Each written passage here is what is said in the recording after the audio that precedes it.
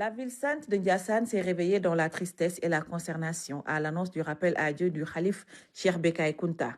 Ambiance morose, la capitale de la Khadria au Sénégal pleure Cheikh Bekay Kounta. Rappelé à Dieu ce mardi matin des suites d'une maladie, Cheikh Bekay repose désormais auprès de son père dont il portait le même nom.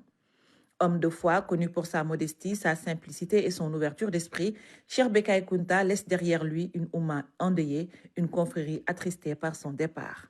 Ses qualités humaines et spirituelles étaient connues et appréciées de tous. Il fut un homme humble, un homme accessible, un homme modeste, qui à chaque fois qu'il était devant la presse, il ne faisait que faire des recommandations coraniques.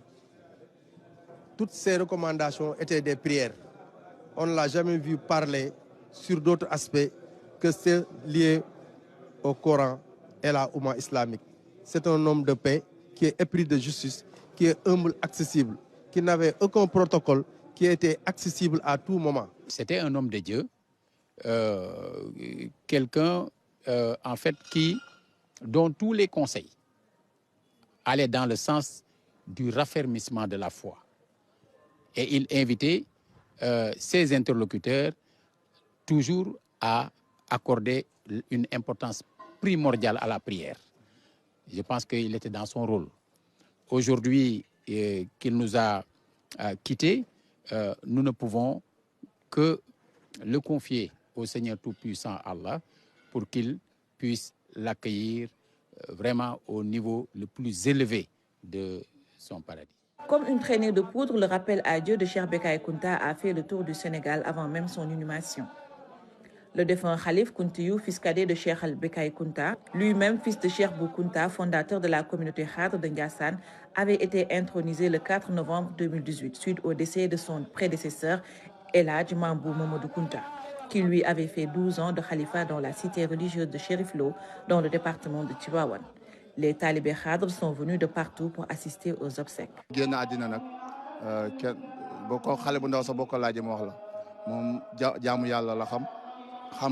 Le défunt Khalif était connu pour sa foi et sa dévotion. Tout Ndiassane peut en témoigner. Il nous exhortait toujours à travailler et à craindre Allah et à suivre les préceptes de l'islam tels que recommandés. Il œuvrait toujours aussi pour la paix et la concorde entre les peuples. C'est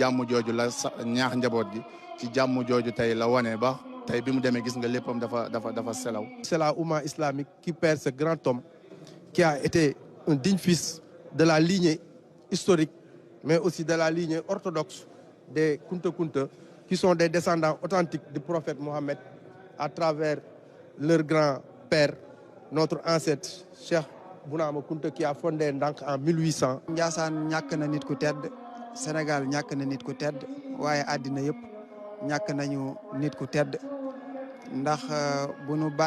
C'est une perte immense pour Ndiassane, mais surtout pour tout le Sénégal. C'était un homme effacé et tout ce qui l'intéressait, c'est Allah et l'islam. Il nous inculquait des valeurs de paix et de foi, mais aussi de bonté et de raffermir les liens. Nous prions pour le repos de son âme.